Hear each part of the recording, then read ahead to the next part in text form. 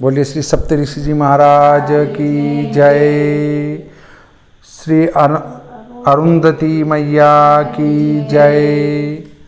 आज आपको ऋषि पंचमी व्रत की दो कथा श्रवण कराऊंगा।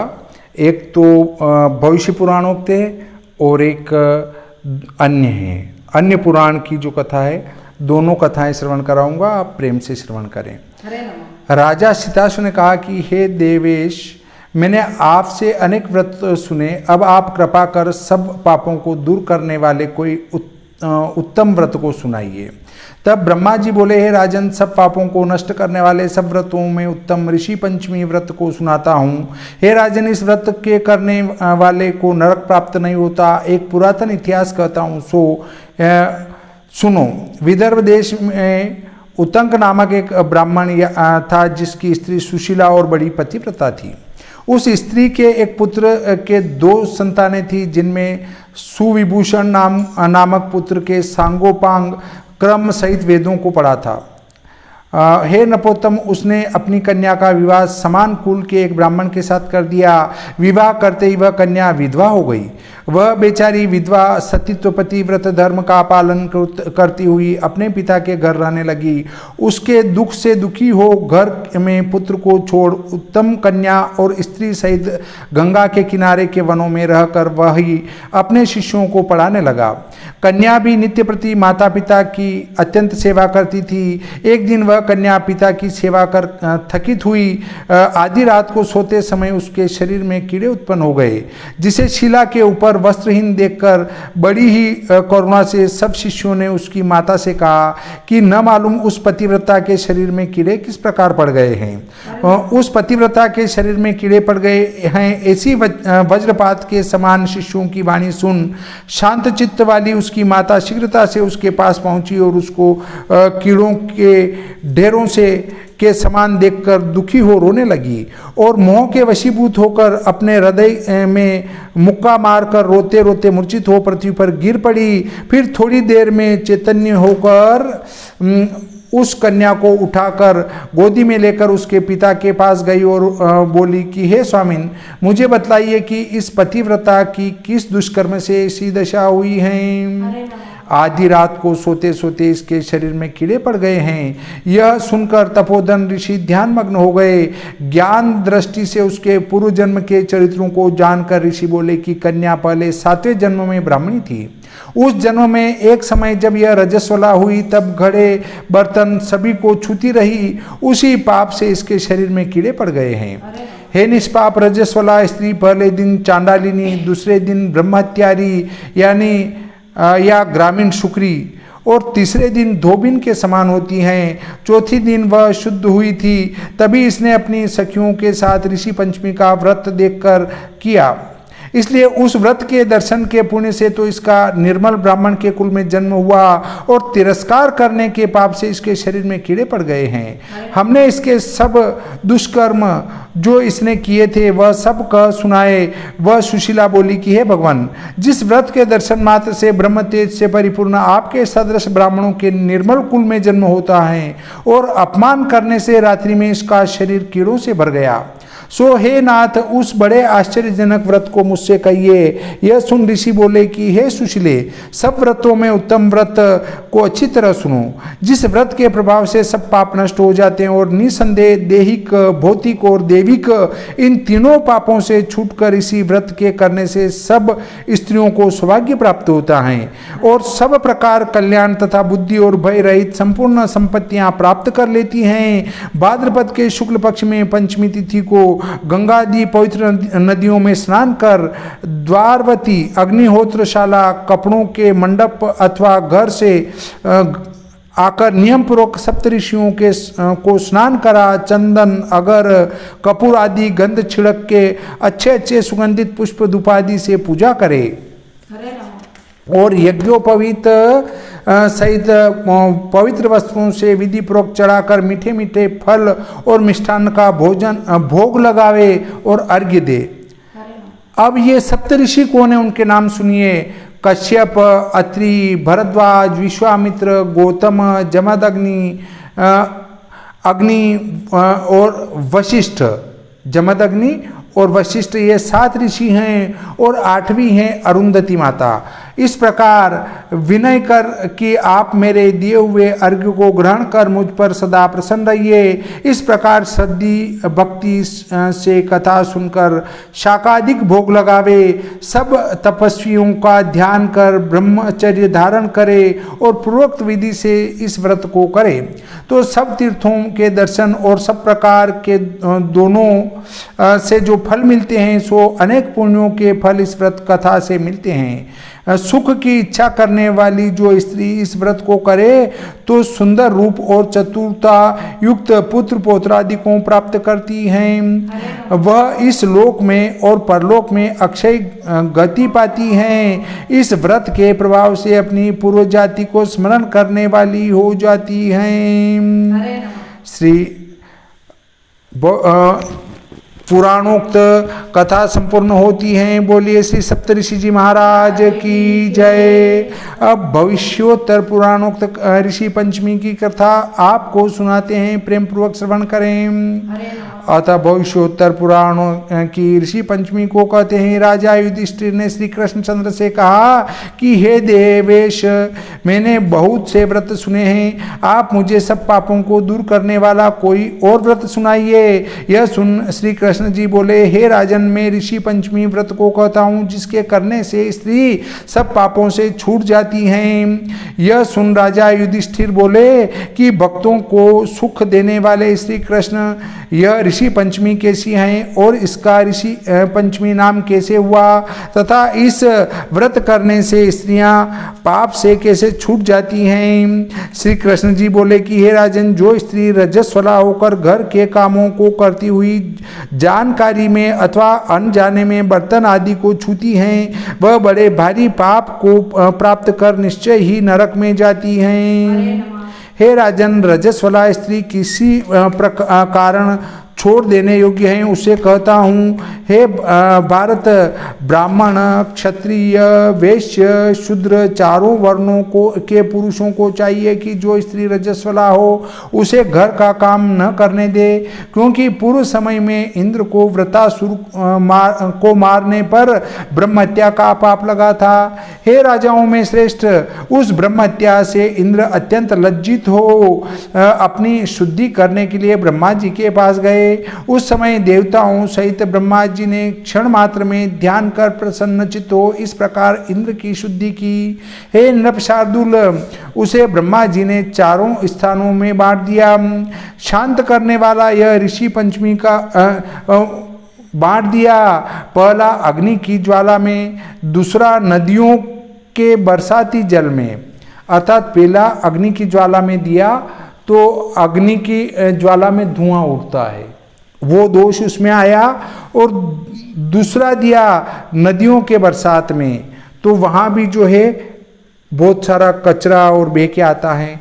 तीसरा पर्वतों में और चौथा स्त्रियों के रज में। इन 4 जगह रख दिया। इस कारण है युधिष्ठिर, चारों वर्ण वाली स्त्रियों पहले दिन चांडालिनी, दूसरे दिन ब्रह्मचारी, तीसरे दिन धोबिन के समान रहती हैं, तत्पश्चात चौथे दिन शुद्ध होती हैं। उस स्त्री का संपर्क ज्ञान व अज्ञान से किसी प्रकार भी हो जाए तो उसका पाप लगता है, जिसको दूर करने के लिए ही ऋषि पंचमी का व्रत करना उचित है। सर्व उपद्रवों को शांत करने वाला यह ऋषि पंचमी का व्रत ब्राह्मण, क्षत्रिय, वैश्य, शूद्र सभी स्त्रियों को विशेष रूप से करना चाहिए। अर्थात आप देखेंगे कि पुराण में कोई जातिवाद नहीं बताया गया है, चारों वर्ण की स्त्रियों को समान रूप से इस व्रत को करना चाहिए। इसी बीच में एक प्राचीन कथा का वृतांत कहता हूँ। सतयुग में विदर्भ नगरी में चारों वर्णों को पालने वाले ऋषि के समान एक राजा शेनजित हुए थे। उन्हीं के देश में एक वेद वेदांग का जानने वाला, सब प्राणियों का हित करने वाला, खेती के कर्म से कुटुंब का पालन करने वाला एक सुमित्र नाम का ब्राह्मण रहता था, जिसके बड़ी पतिव्रता पति की सेवा में तत्पर जय श्री नाम की स्त्री थी। अनेक भृत्य नौकर मित्र थे। एक समय वर्षा काल में सुंदर कमर वाली स्त्री खेत के काम में लगी हुई अनंत चिंतित हुई। एक समय उस स्त्री ने ऋतुकाल को आता देखा और रजस्वला होकर भी घर के कामों को करती रही। हे राजन, ऋतुकाल में भी उसने घर के बर्तन आदि सब छुए और थोड़े ही समय में मृत्यु को प्राप्त हुई। कुछ दिन बाद उसका पति भी समयानुसार अपने कर्मों के वश को काल को प्राप्त हुआ। उसकी स्त्री जयश्री ऋतुकाल की संगति के दोष से कुतिया की योनि में जन्मी और सुमित्र ब्राह्मण भी उस स्त्री की संगति के दोष से बेल हुआ। हे राजन, तब वे दोनों स्त्री पुरुष इस प्रकार अपने कर्मों को भोगने लगे। ऋतुकाल की संगति के दोष से पशु योनियों को प्राप्त होकर अपने धर्म के प्रताप से अपनी पूर्व जन्म की बातों को याद करते हुए, हे राजन, अपने किए हुए पहले पाप को भी याद करते हुए अपने पुत्र के ही घर उत्पन्न हुए। गुरु ब्राह्मणों की सेवा करने वाला, धर्म को जानने वाला, देवता और अभ्यागतों की पूजा करने वाला सुमित नामक सुमित्र का पुत्र था। अपने पिता की क्षयाह तिथि आने पर उसने श्रद्धा युक्त हो अपनी स्त्री चंद्रावती से कहा कि हे मनोहर हास्य करने वाली, आज मेरे पिता की वार्षिक श्राद्ध तिथि है। हे अधिक भय करने वाली, आज ब्राह्मणों को भोजन कराने के लिए तू जाकर पकवान तैयार कर। अपने पति की आज्ञा से उस चंद्रावती ने सब भोजन बनाए। उसी समय खीर के बर्तन में एक सर्प ने विष गिरा दिया। उसको देखकर ब्राह्मणों को मर जाने के भय से खीर के बर्तन को उसकी पूर्व जन्म की माता कुतिया ने छू लिया। कुतिया को बर्तन छूते देखकर चंद्रावती ने उसे जलती लकड़ी से मारा और तैयार किए भोजन पदार्थों को त्याग सब बर्तनों को साफ कर फिर दूसरा पकवान बनाया। बड़ी विधि से श्राद्ध किया। ब्राह्मणों को भोजन कर जाने के पश्चात उसने ब्राह्मणों का जूठा भी कुतिया को नहीं दिया, बाहर उसे जमीन पर फेंक दिया। तब उस दिन कुतिया को व्रत ही रहना पड़ा। फिर व्रत होने पर उसे अत्यंत भूख लगी।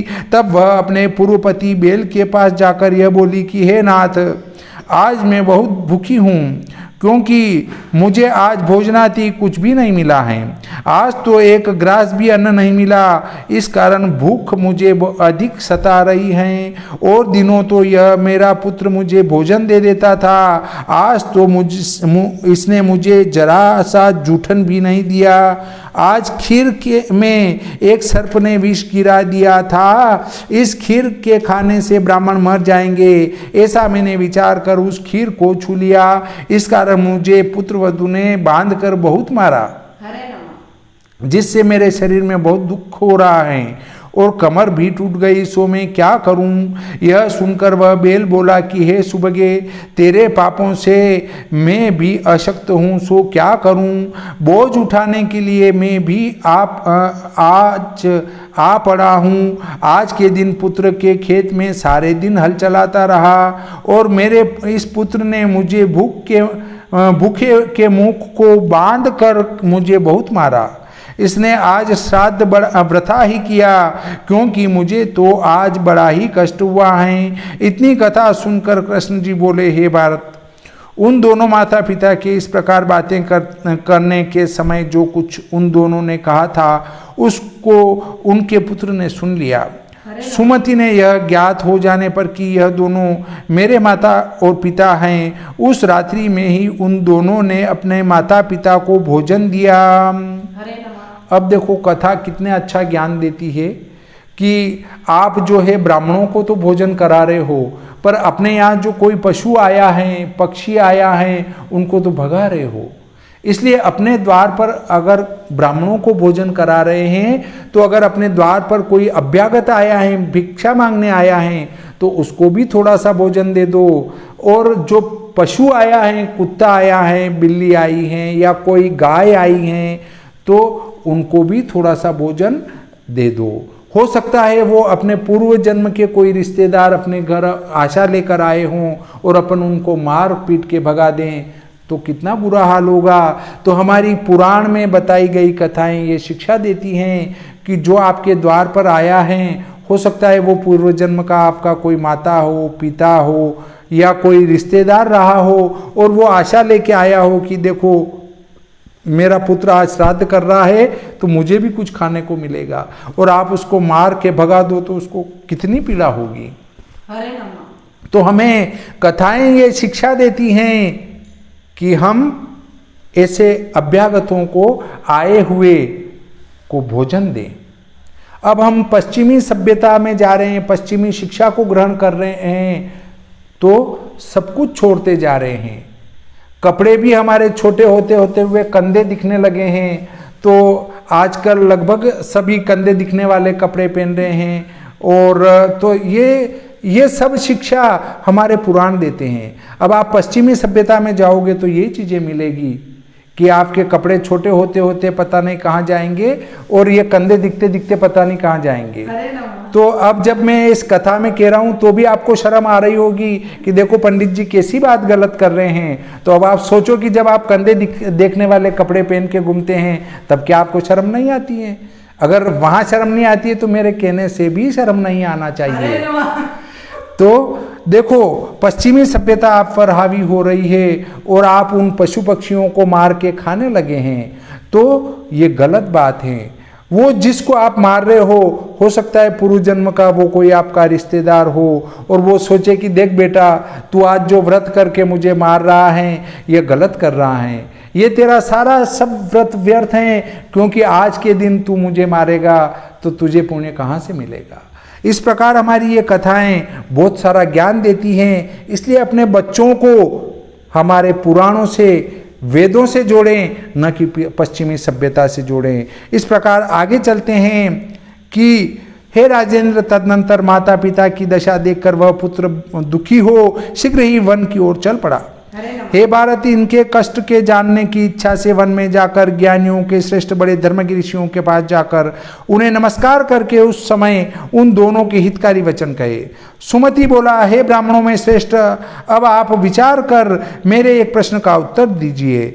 किस कर्म के फल से तपस्वी मेरे माता पिता इस अवस्था को प्राप्त हुए हैं, और उस पातक से वे दोनों किस प्रकार मुक्ति पाएंगे? श्री कृष्ण जी बोले, जब सुमति के दुखपूर्ण वचन सुने तब सर्व जानने वाले सर्वतपा नारद ऋषि दयालु होकर उसके माता पिता की मुक्ति का उपाय बताते हुए सुंदर वचन बोले। ऋषि बोले, हे विप्र, तेरी माता पहले जन्म में अनेक अपने घर में मूर्खता से रजस्वला होकर भी सब काम करती रही। उसी दोष से इसे कुतिया की योनि प्राप्त हुई है, और उसके स्पर्श करने के दोष से तेरा पिता भी बेल हुआ है। उनकी मुक्ति के लिए अब तुम ऋषि पंचमी के व्रत को करो। हे विप्र, तुम अपनी स्त्री सहित बड़े यत्न से ऋषियों का पूजन करके 7 वर्ष तक इस व्रत को करो। तत्पश्चात धन की कृपणता को छोड़कर उद्यापन करो। उस दिन तुम केवल शाकाहार भोजन करो अथवा कंद मूल फल भोजन करो, और हल के जोतने से पैदा हुए अन्न को न खाओ।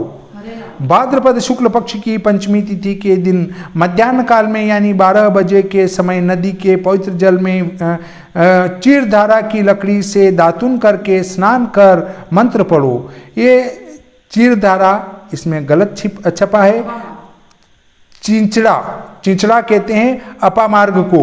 अपामार्ग हर गांव में, हर नगर में आसानी से प्राप्त हो जाता है। उसकी लकड़ी तोड़कर उससे दातुन करना चाहिए। और इसके संबंध में मैंने इससे पूर्व के वीडियो में ऋषि पंचमी व्रत की विधि और उद्यापन विधि वाले वीडियो में विस्तृत बता रखी है, वहां आप देखें। भाद्रपद शुक्ल पक्ष की पंचमी तिथि के दिन मध्याह्न काल में यानी 12 बजे के समय नदी के पवित्र जल में चिंचड़ा की लकड़ी से दातुन करके स्नान कर मंत्र पढ़े।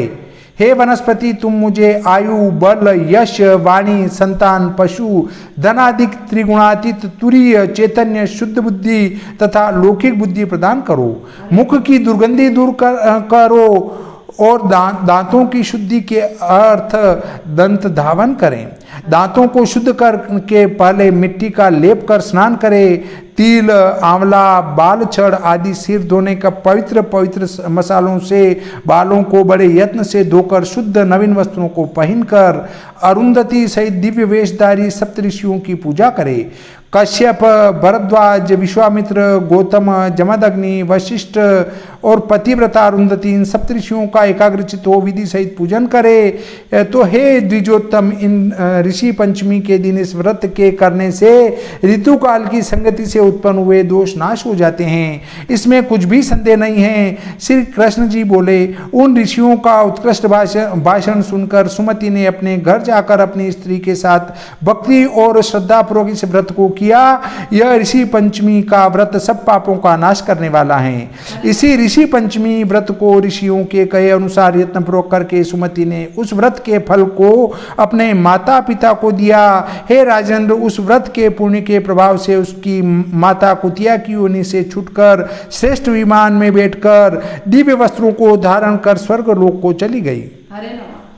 और उसका पिता भी मरने पर पशु योनि से छूटकर इस महाव्रत के प्रभाव से स्वर्ग को चला गया। हे राजन, शरीर से, वचन से अथवा मन से किए जितने दुष्कर्म हैं सो सब व्रत के प्रभाव से नष्ट हो जाते हैं। और नपोत्तम, जो कुछ उसका पुण्य होता है सो तुम सुनो। सब व्रतों के करने से जो फल, संपूर्ण तीर्थों के करने से जो फल तथा सब प्रकार का दान करने से जो फल होता है सो सब इस ऋषि पंचमी के व्रत से प्राप्त हो जाता है। हरे नमः।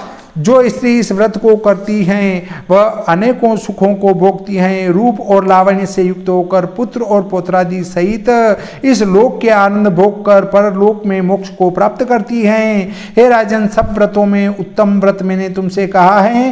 हे युधिष्ठिर, यह व्रत सारी संपत्तियों का देने वाला है और स्त्रियों के संपूर्ण पापों का नाश करने वाला है। हे युधिष्ठिर, इस व्रत के करने से धन, यश, स्वर्ग तथा पुत्र आदि सुख मिलता है और इसके पढ़ने तथा सुनने वालों के भी पाप नष्ट हो जाते हैं। श्री भविष्य पुराणांतर्गत ऋषि पंचमी व्रत कथा संपूर्णम। बोलिए श्री सप्तऋषि जी महाराज की जय, अरुंधति मैया की जय।